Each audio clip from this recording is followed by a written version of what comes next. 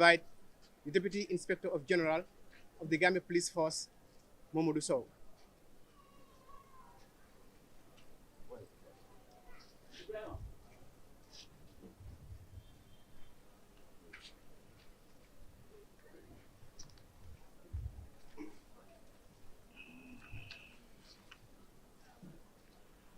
أعوذ بالله من الشيطان الرجيم بسم الله الرحمن الرحيم الحمد لله رب العالمين الحمد لله رب العالمين الحمد لله رب العالمين إنا لله وإنا عليه راجعون إنا لله وإنا عليه راجعون. Honorable Minister of the Interior, National Security Advisor of the Republic of the Gambia, colleagues, senior police officers here present, the police senior management, the media fraternity here present, our press and public relations officer, ladies and gentlemen, all protocols duly and respectfully observed. You are all welcome to this press briefing at the police headquarters here. I am Mamadou Sow, Deputy Inspector General of Police, Gambia Police, standing in for the Inspector General of Police, Mr. Abdoulaye Sanyang, who unfortunately is out of town. But as I am talking to you, he's on airborne. Probably within the next hours, he should be within the source of this country. Having said that, we put this gathering together for just one single purpose, that is, through you, who has the platform to reach out to the general public, to the citizens of this country and non-citizens of this country, to ensure we put you ahead. But first and foremost, before I proceed, I want to extend my sincere condolences to the President of the Republic of the Gambia, Commander-in-Chief of the Gambia Arms and Security Services, the Minister of Interior, the Deputy Inspector, the Inspector General of Police, the government of the Gambia, the people of the Gambia, friends of the Gambia, well-wishers of the Gambia, the families of the fallen comrades, and all well-wishers of this country, a heartfelt condolence and praying to Allah subhanahu wa ta'ala to open his doors of mercy for our fallen comrades, and also pray for the speedy recovery of one of our comrades who is still going through medical situations. For Allah subhanahu wa ta'ala bestow her strength back and give him a speedy recovery. On that note, I just want to give you a synopsis of the ugly incident of the 12th of September 2023, as purportedly reported by various platforms here present and not present. But I just want to share the word of caution.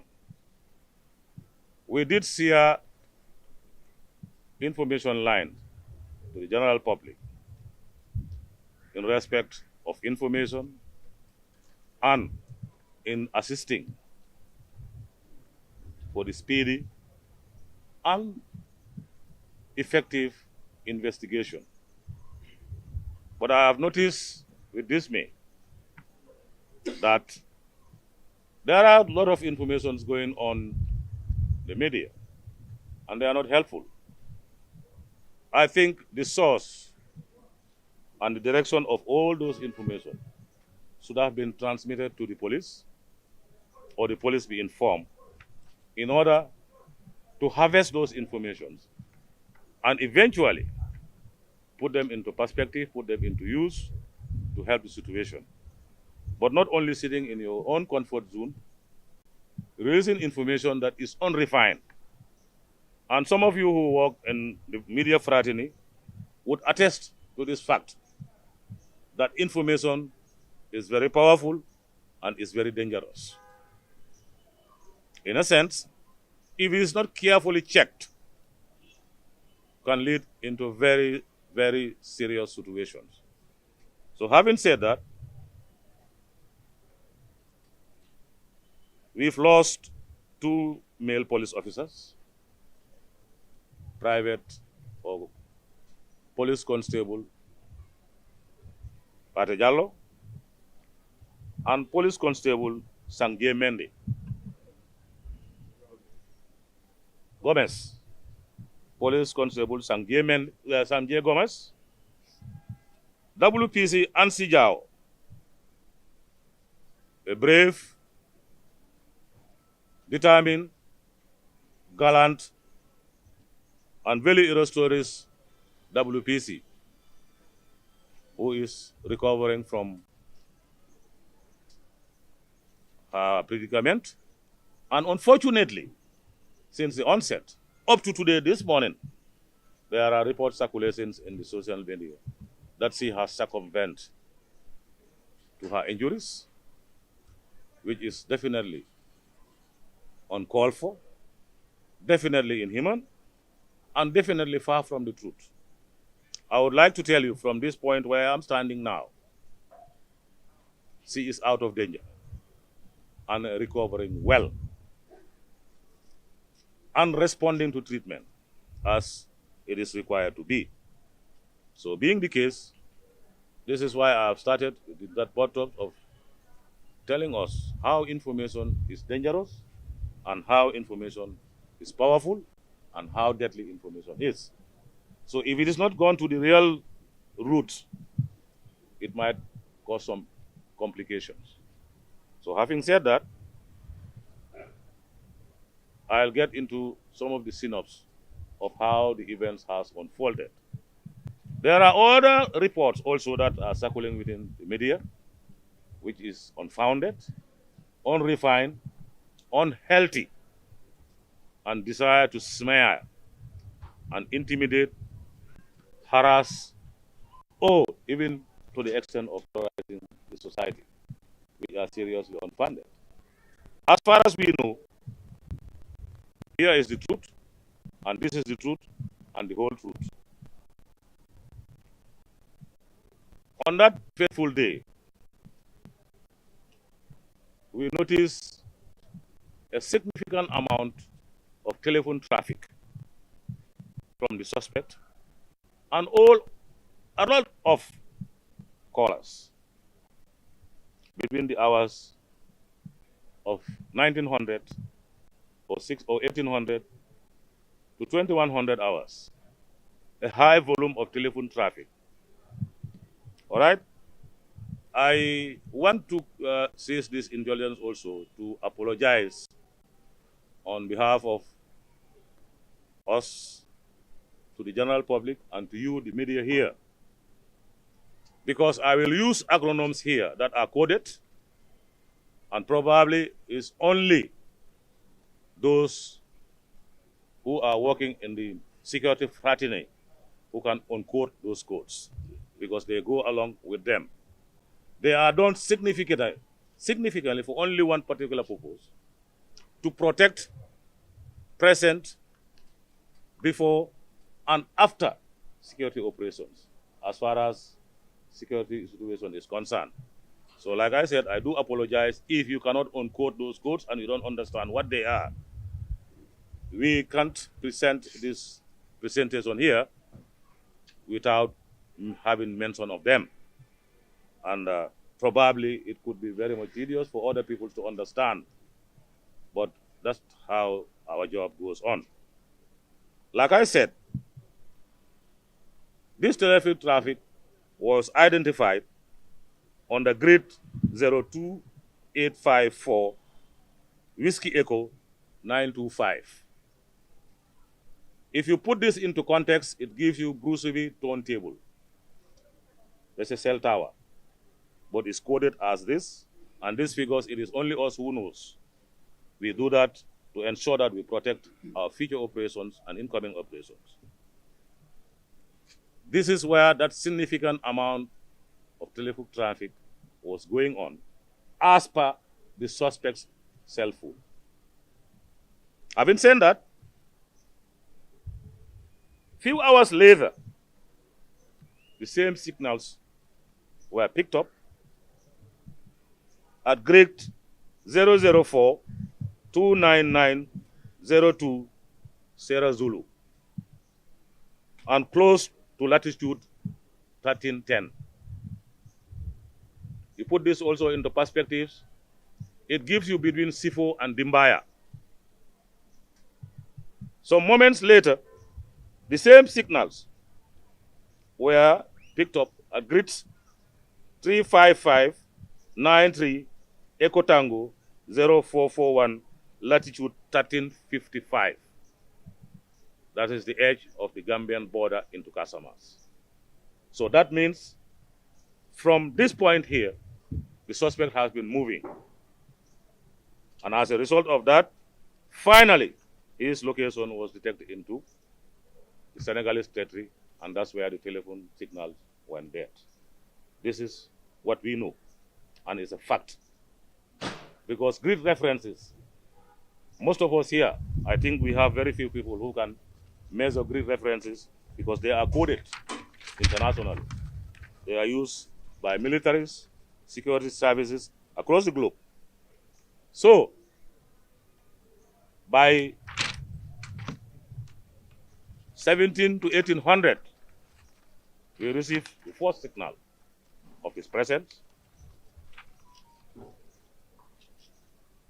in the direction of Sierra Yeli, or we say Sierra Yankee, at the Senegalese border, 10 to 15 kilometers approximation of the Gambia-Casamas border, indicating a signal of somebody who is present there and who is most likely the suspect. The protocols were applied. Most of you here are aware that there is a 5-kilometer radius hot pursuit between the two countries. I invoked that hot pursuit through the Minister of Interior. I don't know where he has called, but before even, when the telephone comes, I put up an armada. Within 10 minutes, they were on the borderline of this 1355 grid reference, ready to enter. The protocols were worked on, and within 20 minutes, they were on site. Somebody that we did not identify at the time was handed over to us, purportedly being the suspect. We did not confirm whether it was the suspect or not at the time. But true to his own confessions, we connected the dots and we suspected that is the very suspect that we are looking for.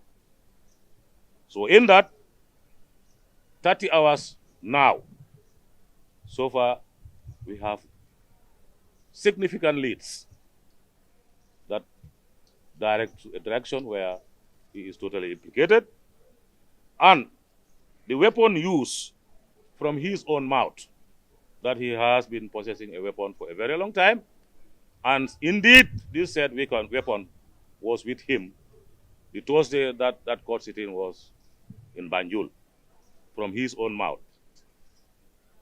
Again, the dress that he was identified with, that is the dress and boots that he have led investigators to that domain, and all of them are recovered.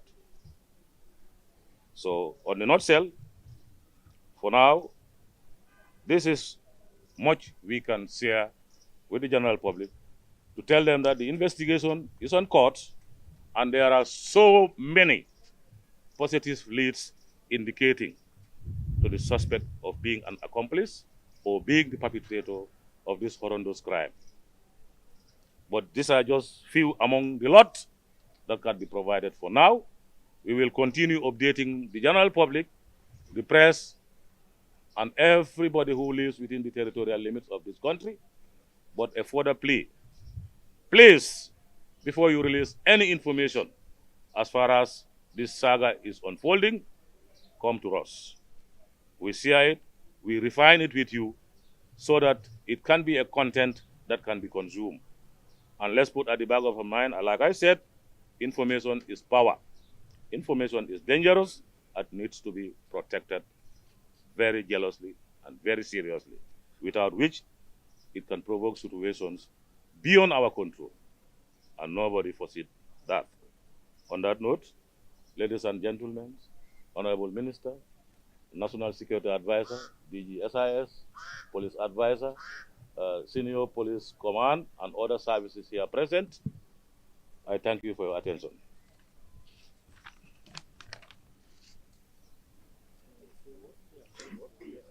Thank you very much. That was the Deputy Inspector General of Police, Mamadou Sow.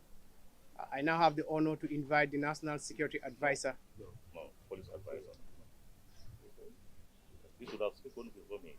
Okay. I'll just say. No. You should do that. I now have the honor to invite the National Security Advisor to brief this August gathering.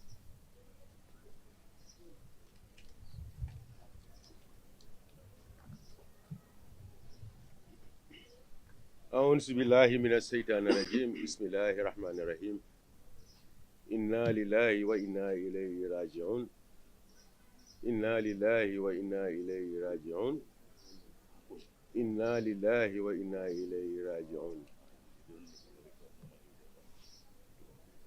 The Honorable Minister of Justice, Minister of Interior,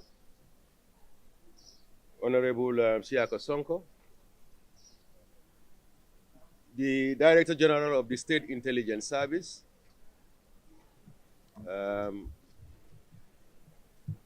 Lamin Jadama, the Police Advisor, Mr. Tamsir Jase, Senior Management of the Gambia Police Force present here, personnel of the Office of National Security present here, other state intelligence, state security services present here. But most importantly, good afternoon to all the media houses present here at the Gambia Police Headquarters in Banjul. Your presence here today is important, and thank you for honoring our invitation for this press briefing. The press briefing is convened to provide situational update to the citizens and residents of this great country on the fatal shooting incident which occurred at the Sukuta Jabang traffic light on Tuesday, 12 September 2023. Regrettably, this unfortunate incident has claimed the lives of two police personnel, namely Police Constable Pate Jallo and Police Constable Sangje Gomez, and critically injuring woman Police Constable Ansi Jao, who is currently admitted at the Edward Francis Small Teaching Hospital and is recovering, as the DIG has indicated. I take this opportunity on behalf of His Excellency, the President of the Republic of the Gambia and Commander-in-Chief of the Gambia Armed Forces, and the entire government and security institutions to convey sincere condolences to the families of the late Police Constable Pate Jallo and Police Constable Sangje Gomez, and of course, wishing WPC and Sijao a speedy and full recovery from this tragic incident. We collectively pray that the Almighty Allah grant the departed souls paradise and grant the bereaved families the strength and fortitude to bear the irreparable loss. Amen.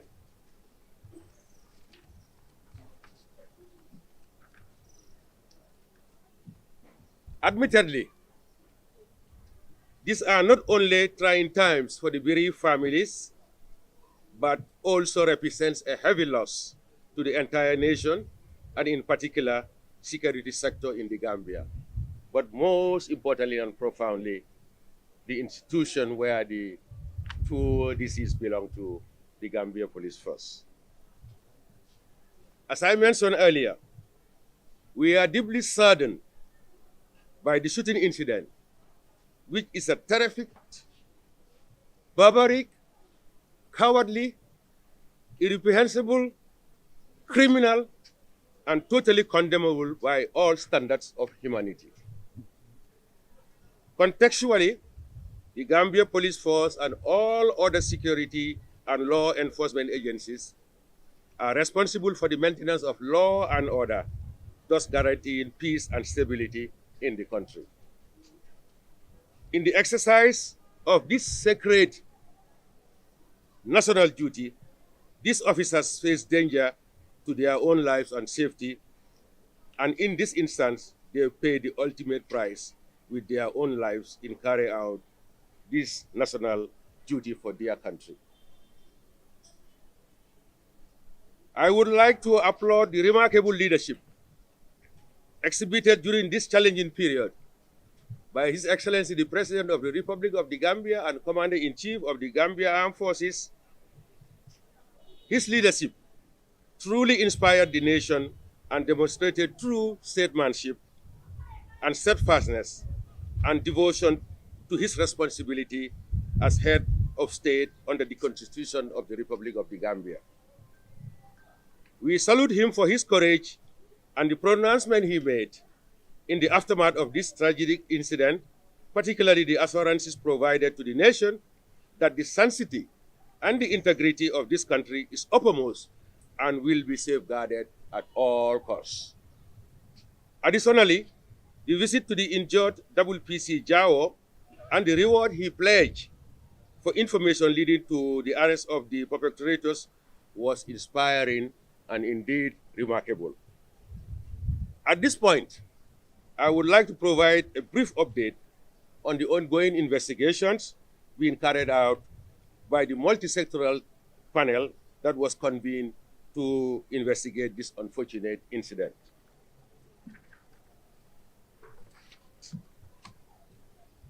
It may be recalled that on Tuesday, 12 September 2023, 3 Police Intervention Unit personnel of the Gambia Police Force, namely Police Constable Pate Jallo, Police Constable Sangye Gomez, and Police Constable Ansi Jao were shot by an unknown assailant at the Sukuta Jaban traffic light between the hours of 9:30 to 10 p.m. The incident was reported by a taxi driver at Sukuta Police, where he was provided an escort to the scene, and the 3 injured personnel were immediately evacuated to the Sukuta Health Center, but subsequently referred to Nemban Clinic. Upon arrival at the Nemban Clinic, the 2 police constables, that is Pate Jallo and Sangye Gomez, were pronounced dead, while Police Constable Jao, who was in critical condition, was treated and transferred to Edward Francis Small Teaching Hospital. A combined security and law enforcement manhunt was swiftly initiated for the capture of the assailant or assailants.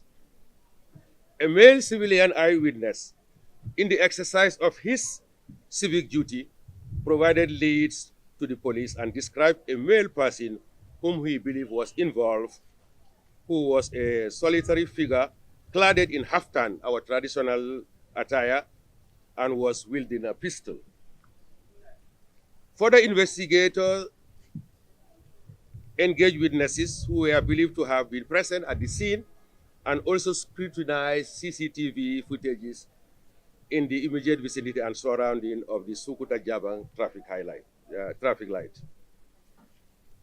A lead was provided on the sighting of a male individual in Jululung in southern Senegal, Casamas, that fit the profile of the alleged suspect, which led to the arrest of one Gambian by the name of Ousseynou Bojang who is a native of Burfoot and a security guard working for a local security company in the Gambia here.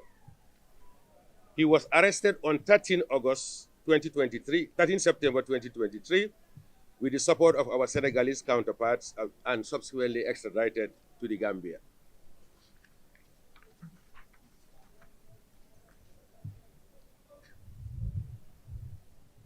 Ousseynou Bojang is currently assisting the ongoing investigation, which has resulted in the arrest of others who are believed to be accomplices or aided and abetted the alleged suspect. So far, as we speak, 6 persons of interest are in police custody, excluding the alleged suspect. The team of investigators are focused on establishing the possible motive of this dastardly act, whether it was a lone individual or a group. Further, the crime scene was well managed, and team of investigators will be conducting crime scene reconstruction to further determine key circumstances surrounding the incident. At this material juncture, I would like to reiterate that the Gambia is a country governed by laws. And no one, and I repeat, no one has the right whatsoever to extrajudicially take the life of another person. Law enforcers, like civilians, have fundamental human rights and freedom guaranteed and protected by our sacred constitution. These rights, such as right to life, personal security and liberty, and protection against violence, are sacrosanct and should be upheld by all as guaranteed by the 1997 Constitution of the Republic of the Gambia. Concomitant with the above, I would like to further emphasize that the investigations are being conducted strictly, and I repeat, strictly, in observance of due process and human rights as provided in the Constitution and in line with international standards and best practices. We have a new founded democracy, and the government to be commended for doing business in line with the Constitution and in line with the requirements and tenets of democracy. In this regard, we will ensure that maximum presumption of innocence is observed throughout the investigation process. By and large, the investigation will be impartial, professional, ethical, and will be conducted with strict adherence to the laws of the country. It is important to highlight that this incident is considered as a blatant attack to the peace and national security of the country. And no one, and I repeat again, no one will be left on, no stone will be left unturned in bringing whoever is involved, regardless of status or affiliation. Justice will be served in this case. In the wake of this unfortunate incident, the Gambia Police Force has intensified police patrols and community engagements to always reassure the public of their safety and security. Therefore, I equally call on the public to volunteer any information to the police that could enhance the ongoing investigations. The government applauds the media's role in disseminating accurate information and update, and further requests for the respect of the privacy of the victim's family during this very difficult period. This is a challenging time for the entire country, and we should all be mourning the unwarranted loss of life of these gallant security personnel. To conclude, this incident is unprecedented in the history of this country, and the government is resolved to ensure that it will never, and I repeat, never again happen in this country. And therefore, all the necessary measures will be put in place to avert such occurrence. I thank you all for your kind attention and will invite few questions. However, noting that investigations are ongoing, and therefore we will not be able to provide detailed and sensitive information that may likely interfere with the investigations. I thank you all for your attention. Thank you very much, the National Security Advisor. I now have the honor to invite the Minister of Interior. Minister, please. Assalamu alaikum. I greet you in peace. Um, I, by extension, greet the support staff from the police, from the DIG, by extension, the IGP who is on the way back, the other services here present, and our friends, the media. I always say this, our friends, the media, we cannot be anybody to you, anything else to you but friends. Before joining service or taking up appointments, we were from the general public, and that's where we go back to. We promise to serve this nation and make sure that it is safe for everybody. Whilst others sleep, our young service personnel go out at night. When there was a huge traffic problem around the traffic light, Sukuta Jaba, it was felt necessary that they should be beefed up with extra security so that traffic can flow smoothly. These are considerations among many that the police undertake. There is no specific targeting of individuals. When duty calls, routine police procedures take place and should be taken just in that light, not as a consideration of targeting individuals. I cannot run away from this. It sickens me to read or to listen to audios where people were laughing about the loss of life and even claiming that more should have been done, threatening very nastily against people who are out to protect you. They protect all of us. But wishing harm to this country, like Yahya Jammeh said, is not helpful. If there's a breakdown of law and order in this country, no one wins. Not the security, not the civilians, not the administrators. We all lose. It should be our responsibility to preserve the peace that we inherited from our ancestors, our parents. We gladly call Saudawda Kairaba, not because of the name, but during his time there was a lot of peace. Some time ago, another head of state decided I was not going to go. I'm not going to be derisive, but it's a fact. Many of our parents left, including mine, my relatives, fled across the country because they felt it was not safe. Can we jealously guard this peace that we all have? It behoves all of us to protect each other. I'll go further to say this. Whilst a serious case like this happening, I notice a plethora of interviews, people going everywhere. Yes, you have a right to get information. That is what was guaranteed. Well, can you please tone it down? Because sometimes you go to certain areas, the sort of engagements that are made creates doubts or even causes more problems. A police investigation of this nature requires that they are not distracted when they are doing their duty. We know you have a job to do. That's a freedom of information in this country.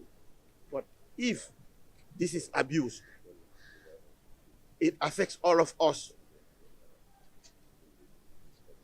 Sometimes when crises happen, the worst affected are the civilians because the services, they have training, they can do certain things to be able to defend, protect themselves.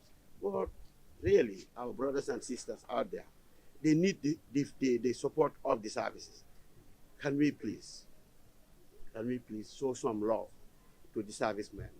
I want to express my sincere condolences to the families of these young serving members of the police force whose lives were cut short.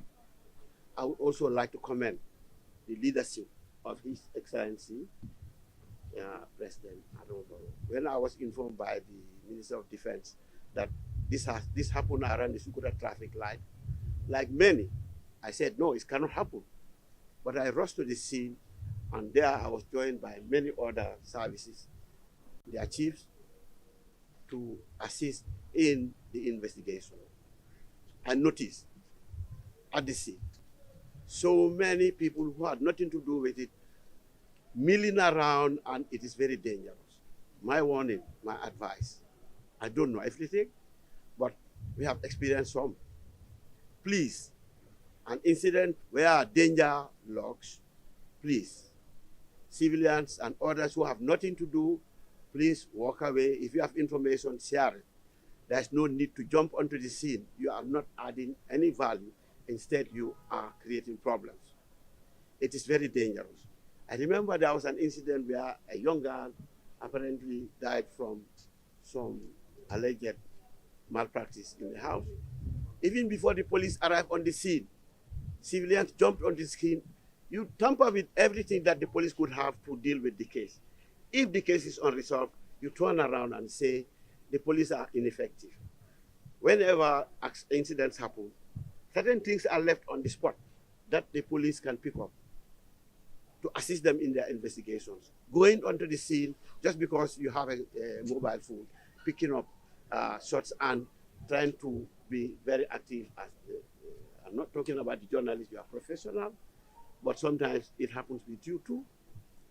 Try to be as professional as possible.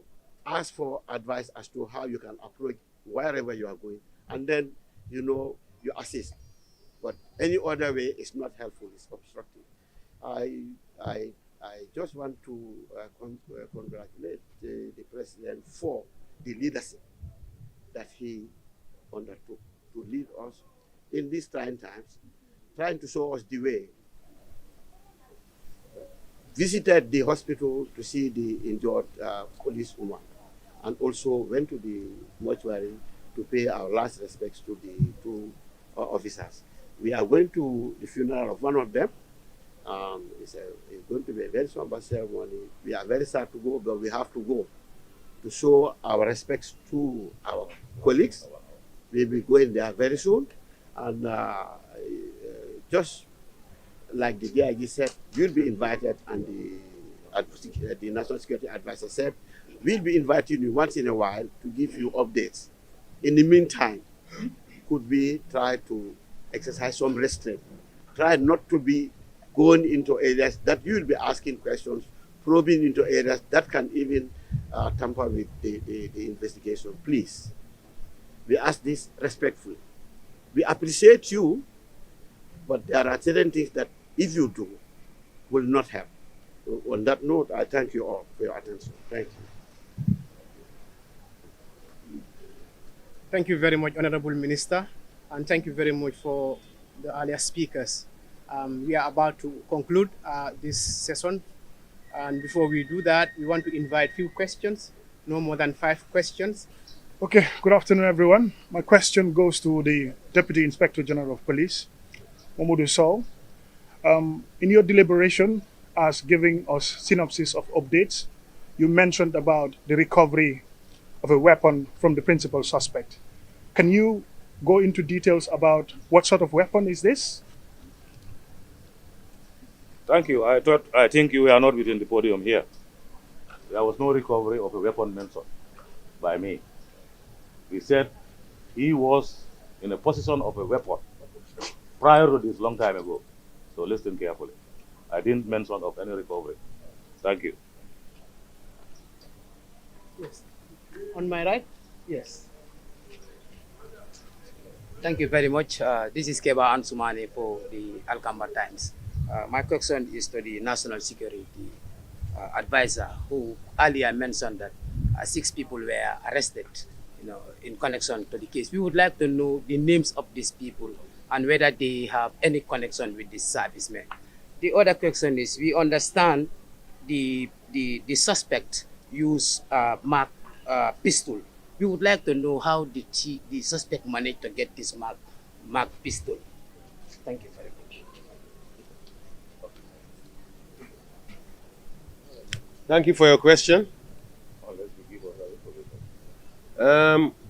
As I have indicated during my briefing,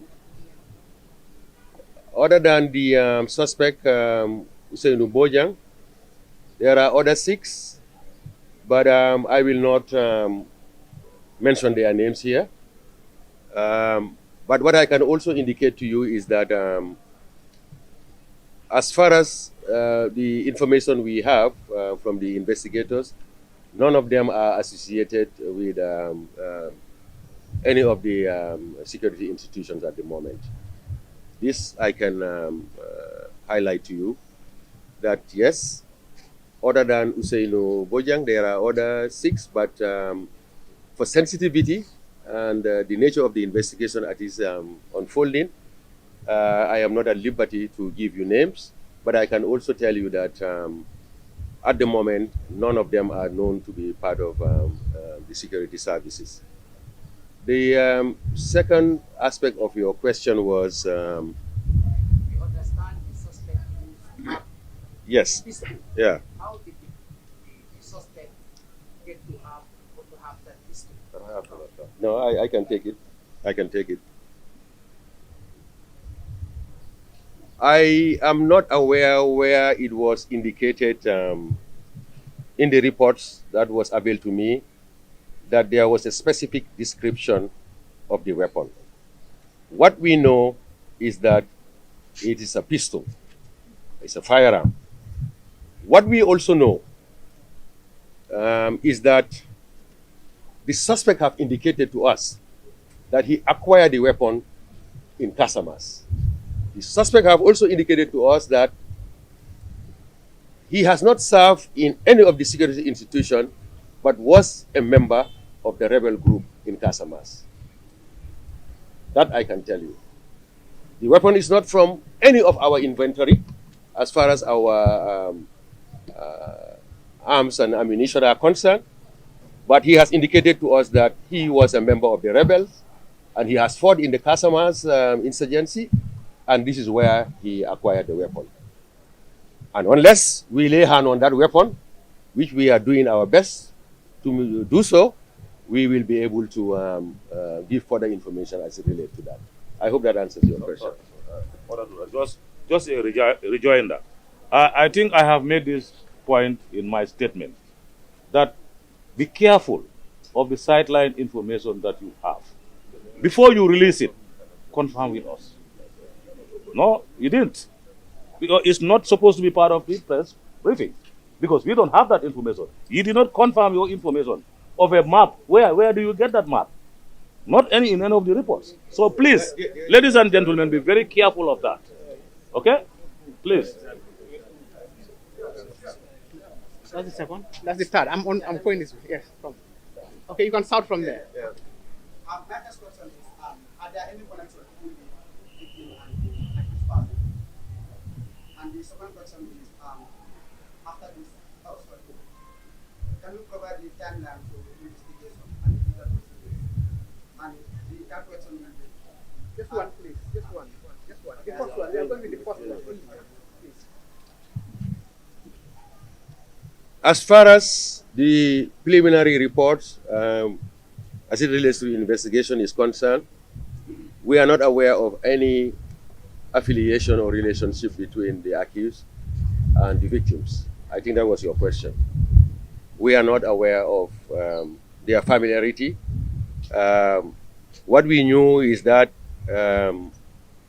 he happened to find them at the spot where they were and then carry out his nefarious activity indiscriminately. But we are not aware of their previous engagement, familiarity, or acquaintances. It was just an unfortunate incident, and they were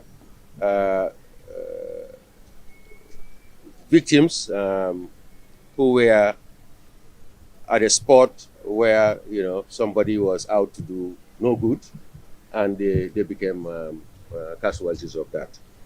What was the second side? Timeline for the investigations, we cannot give you that. It will be dictated by events. This is not necessarily an event in itself, but it's a process. And in order to ensure that there will be no repeat of this, in order to ensure also that we got to the bottom of this, whatever time it requires. But of course, time of the essence. Investigations will continue until we are satisfied with what we are after, which is establishing everything that is related and associated with this unfortunate and tragic incident. Thank you. We'll now have the last question. Okay. Yeah.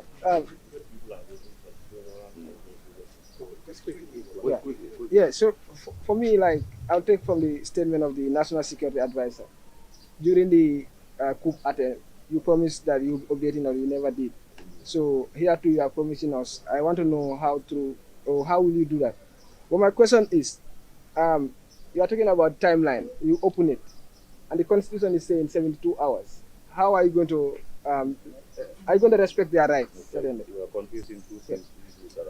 And then the government spokesperson linked this incident as a terrorist attack, and I didn't hear any one of you talking about that. Was he talking to the media like to make a big case, or is it something that is terrorist attack?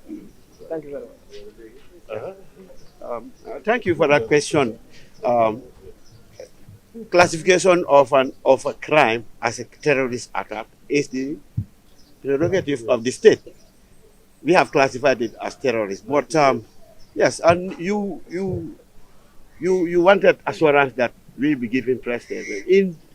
In many respects, when the promise is made, it's made in good faith. We will engage. We promise to engage. But for now, we just want to claim the indulgence because the bereaved family is waiting out in Fonyi. We are going there. The funeral is taking place. I think it's a village called Kampasa. We want to go. And it's a long way to go, the traffic and everything. So we want to thank you for coming. Please, we don't have time. Please, we don't have time. If we have to, please, yeah. Thank you very much. Thank you very much for coming. And this is just the beginning, and many would be coming on your way before the end of this. Thank you. Thank you.